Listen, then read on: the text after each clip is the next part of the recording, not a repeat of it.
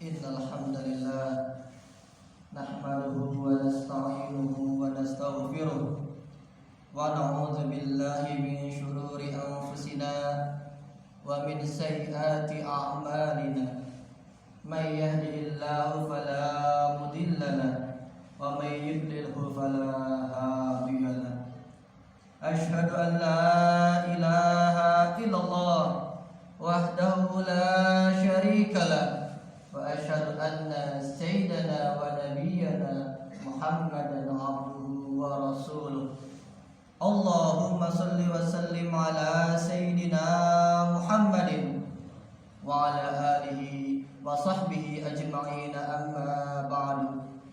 Fa ya ibadallah, usikum wa nafsi bi taqwallahi wa ta'ati faqad fazal muttaqun. Wa qala ta'ala fi muhkami tanzilih, ya ayyuhalladzina amanu taqullaha haqqa tuqatih wa la tamutunna illa wa antum muslimun. Wa qala Rasulullah sallallahu alaihi wasallam, at-taqwa hahuna, wa yushiru ila sadri thalatha marrah, aw kama qala Rasulullah sallallahu alaihi wasallam. Ma'asyiral hadirin jamaah salat Jumat rahimakumullah. Puji syukur kehadirat Allah Subhanahu wa taala yang masih begitu banyak, begitu besar berikan kita nikmat iman, nikmat Islam, nikmat sehat walafiat. Dengan nikmat tersebut kita masih bisa menjalankan kewajiban kita sebagai hamba Allah untuk beribadah. Karena sesungguhnya wa ma khalaqtul jinna wal insa illa liya'budun. Dan jamaah sekalian rahimakumullah, marilah sama-sama kita meningkatkan kualitas keimanan kita kepada Allah Subhanahu wa taala. Marilah kita berusaha memperbarui hubungan kita kepada Allah, memperbarui hubungan kita beribadah kepada Allah dengan menjalankan apa yang Allah perintahkan dalam Al-Qur'an, baik yang fardu maupun yang sunnah. Dan marilah sama-sama kita berikhtiar, kita berusaha menjauhkan sejauh-jauhnya apa yang Allah larang, mau itu yang haram, yang makruh, yang syubhat, yang sayyi'at, sehingga kita menjadi seorang hamba yang bertakwa kepada Allah Subhanahu wa taala. Salawat dan salam semoga tercurahkan kepada junjungan Nabi besar Muhammad sallallahu alaihi wasallam. Ma'asyiral hadirin jamaah salat Jumat rahimakumullah. Saat ini kita sudah memasuki bulan yang penuh dengan keberkahan. Kita memasuki bulan yang penuh dengan kemuliaan di sisi Allah Subhanahu wa taala. Karena di bulan ini ada rangkaian ibadah yang sangat dicintai oleh Allah Subhanahu wa taala, khususnya di awal daripada bulan Dzulhijjah. Bulan Dzulhijjah awal itu memiliki kemuliaan di sisi Allah. Kenapa? Afdalu ayyamid dunya, yakni ayyamul ashri Dzulhijjah. Hari-hari yang paling mulia dari 360 hari adalah 10 hari bulan Dzulhijjah. 10 hari awal bulan Dzulhijjah. Kenapa? Kenapa 10 hari awal bulan Dzulhijjah ini begitu mulia di sisi Allah? Karena di 10 hari awal tersebut banyak amalan-amalan, banyak ibadah-ibadah yang ganjarannya sangat dicintai oleh Allah Subhanahu wa taala. Di dalamnya ada yang namanya puasa Arafah. Subhanallah, jika saja kita mengetahui arti atau kandungan daripada puasa Arafah, kata Nabi kita Muhammad sallallahu alaihi wasallam, puasa Arafah yukaffirus sanatul madiyah. Puasa Arafah itu sesungguhnya itu menghapus daripada dosa-dosa kita yang telah kita kerjakan dahulu. Siapa manusia yang tidak punya dosa? Semua kita punya dosa. Mari kita manfaatkan waktu yang diberikan oleh Allah Subhanahu wa taala untuk berpuasa Arafah. Masih ada waktu. Mudah-mudahan Allah berikan kita kesehatan. Dan selanjutnya di dalamnya juga ada ibadah yang ganjaran pahalanya sangat besar di sisi Allah. Apa itu? Yaitu ibadah haji. Subhanallah, seorang hamba yang pergi ke Makkahul Mukarramah, yang datang ke Baitullah memenuhi panggilan Allah, sungguh bersyukur. Karena apa? Karena hamba tersebut telah menyempurnakan Islamnya di sisi Allah Subhanahu wa taala. Jika seorang hamba sudah beribadah, sudah menjalankan ibadah haji, sudah seharusnya hamba tersebut meningkatkan keimanannya kepada Allah Subhanahu wa taala. Justru jangan malah sebaliknya. Apabila telah pergi haji, justru makin jauh kepada Allah, makin jarang datang ke masjid, makin jarang datang ke majelis ilmu. Itu merupakan bukan hikmah daripada menjalankan ibadah haji. Dan di dalam yang terakhir, apa itu? Ibadah Idul Kurban. Atau apa? Atau menyembelih kurban. Subhanallah, subhanallah. Menyembelih kurban itu merupakan pekerjaan, suatu amal yang sangat dicintai oleh Allah Subhanahu wa taala. Hadis Nabi kita Muhammad sallallahu alaihi wasallam, "Ma min ayyami amalus salihu ahabbu ila Allah taala min hadhil iraqatid dam." Tidak ada pekerjaan yang paling mulia yang ada di hari-hari yang lain. Tidak ada ganjaran pahala yang ada di hari-hari lain yang sangat dicintai oleh Allah, yaitu mengalirkan darah hewan kurban. Subhanallah. Ibadah kurban itu pekerjaan yang sangat dimuliakan oleh Allah, bahkan yang sangat dicintai, ahabbu ilallahi ta'ala. Pekerjaan yang sangat dicintai oleh Allah. Apa balasannya? Yaghfiru dzunuba. Allah menghapuskan, Allah mengampuni dosa-dosa kita apabila kita menjalankan ibadah kurban. Subhanallah. Mudah-mudahan Allah berikan kita rezeki sehingga kita bisa mengambil hikmah, bisa menjalankan ibadah kurban. Idul Kurban itu merupakan sejarah yang terjadi pada Nabi Allah Ibrahim alaihissalam bersama putranya Ismail alaihissalam. Nabi Allah Ibrahim alaihissalam beliau bermunajat kepada Allah Subhanahu wa taala, bersungguh-sungguh tiap malam beliau meminta kepada Allah, ya Rabb, ya Rabb, Rabbi habli minas sholihin, Rabbi habli minas sholihin. Ya Rabb, berikanlah kepadaku keturunan yang soleh, keturunan yang bisa meneruskan perjuangan menegakkan kalimat Allah. Nabi Allah Ibrahim bersungguh-sungguh dengan waktu yang sangat lama, namun dengan kesungguhannya Allah ijabah doa Nabi Allah Ibrahim alaihissalam dengan lahirlah putra yang bernama Nabi Ismail alaihissalam. Nabi Allah Ibrahim alaihissalam sangat bersyukur, putra yang sangat dinantikan, putra yang sangat disayang. Namun karena Nabi Allah Ibrahim ada seorang hamba yang bertakwa kepada Allah, Nabi Allah Ibrahim adalah seorang hamba yang takut kepada Allah. Ketika Allah memerintahkan kepadanya untuk menyembelih putra yang sangat dinantikannya, namun beliau menjalankannya, dipanggillah putra yang bernama Ismail. Wahai anakku, aku diperintahkan oleh Allah untuk menyembelihmu. Sungguh ini ujian yang sangat besar yang dialami oleh Nabi Allah Ibrahim alaihissalam. Bagaimana mungkin seorang ayah menyembelih anaknya? Namun karena beliau adalah seorang hamba yang bertakwa, beliau takut kepada Allah, maka beliau menjalankan apa yang Allah perintahkan. Namun ketika itu golok telah sampai pada lehernya Ismail alaihissalam, Nabi SAW berkata, "Satajiduni insyaallah minasyabirin." Mudah-mudahan ayah kita menjadi seorang hamba yang bersabar. Dan ketika ingin menyembelih, turunlah mukjizat yang Allah berikan kepadanya. Allah ganti Nabi Ismail dengan seekor binatang buas. Subhanallah. Ini merupakan contoh yang dilakukan oleh Nabi Allah Ibrahim menjadi seorang hamba yang bertakwa, seorang hamba yang takut kepada Allah, seorang yang sabar jika didatangkan ujian kepadanya. Karena menjadi orang yang bertakwa itu tidak bisa didapatkan dengan cara pengakuan. Tidak bisa seorang hamba yang bertakwa diakui dengan cara mengklaim bahwa saya adalah seorang hamba yang bertakwa. Tidak demikian. Sahabat Nabi kita Muhammad SAW yang bernama Abdullah bin Zubair radhiyallahu anhu, beliau menjelaskan seorang yang bertakwa, seorang yang takut kepada Allah itu memiliki alamah, memiliki ciri-ciri, memiliki tanda-tanda. Dan jika seorang tersebut ada tanda-tanda, maka termasuk golongan hamba yang bertakwa. Apa kata Abdullah bin Zubair radhiyallahu taala anhu? Li'anna li ahli taqwa alamah. Sesungguhnya seorang hamba yang bertakwa memiliki ciri-ciri. Ya'rifuna bi anfusihim. Jika seorang tersebut ada tanda-tandanya, maka dia termasuk golongan hamba yang bertakwa kepada Allah Subhanahu wa taala. Apa yang pertama?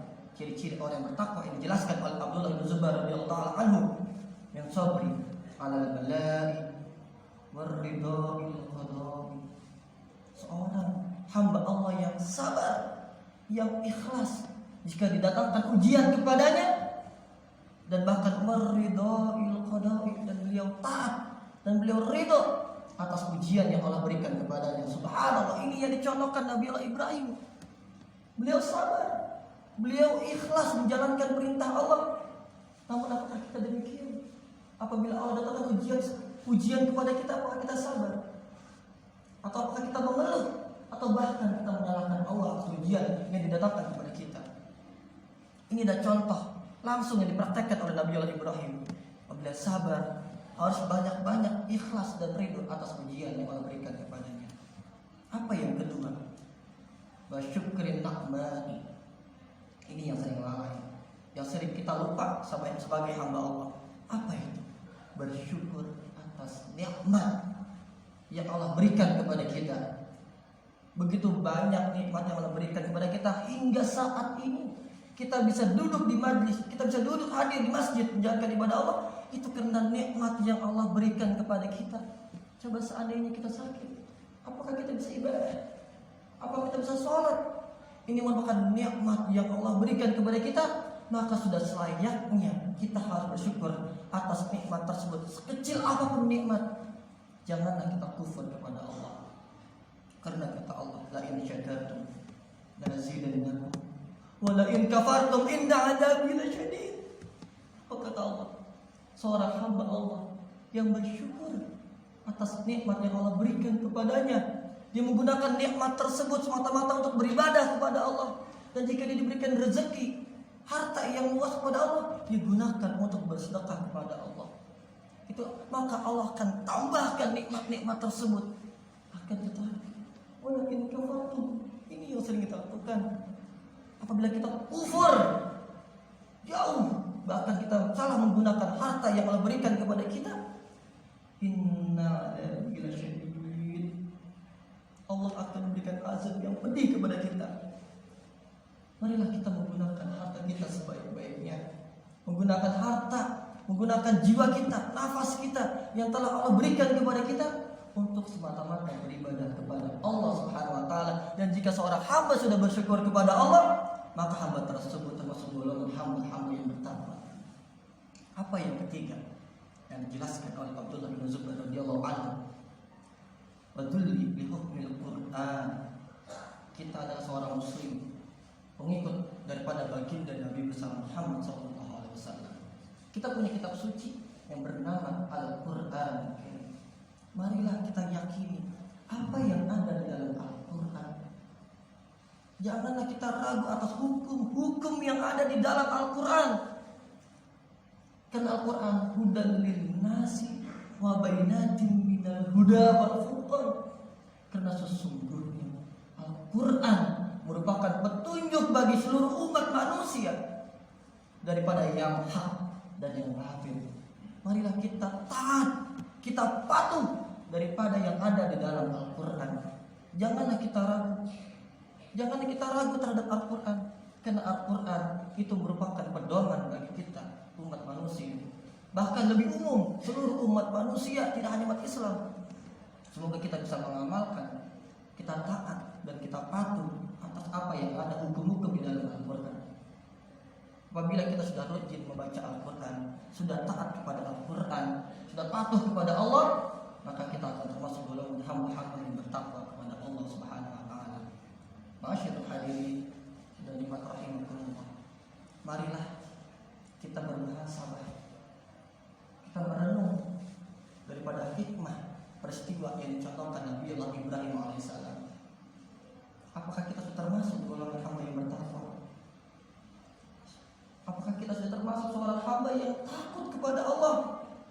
Apakah kita sudah sabar apabila ujian datang kepada kita, baik itu ujian kematian, ujian harta, ujian sakit? Apakah kita sudah sabar menerima keadaan tersebut? Apabila kematian datang, apakah kita mengeluh bahkan menyalahkan Allah, atau kita ikhlas karena sesungguhnya kullu nafsin za'iqatul maut? Karena kematian merupakan ujian dan suatu hal yang pasti akan datang kepada kita. Marilah kita persiapkan diri kita untuk menjemput panggilan kematian. karena itu adalah hal yang pasti. Dan apabila kematian datang, marilah kita sabar, keluarga kita sabar, diri kita sabar, semua sabar, karena sabar merupakan bagian daripada ketakwaan kepada Allah Subhanahu wa taala. Dan yang kedua, kita introspeksi diri, kita bermuhasabah sejauh mana harta yang kita lakukan, sejauh mana harta yang kita keluarkan yang Allah berikan kepada kita.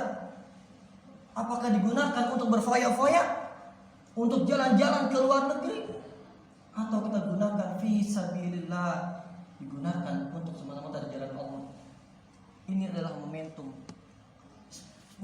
kita untuk memperbanyak kebaikan-kebaikan yang kita lakukan. Karena kenapa?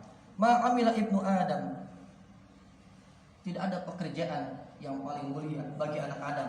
Amal soleh, pekerjaan amal soleh pada 10 awal bulan Dzulhijjah, itu pahalanya berjuang di jalan Allah itu tidak setara dengan kebaikan-kebaikan yang kita lakukan pada 10 awal bulan Dzulhijjah. Marilah kita manfaatkan nikmat Allah, kebaikan kita keluarkan sebanyak-banyaknya, karena ganjaran pahalanya berjuang di jalan Allah saja tidak sampai setara pahalanya daripada kebaikan yang kita lakukan. Kita lakukan ini momentum besok datang hari Idul Adha.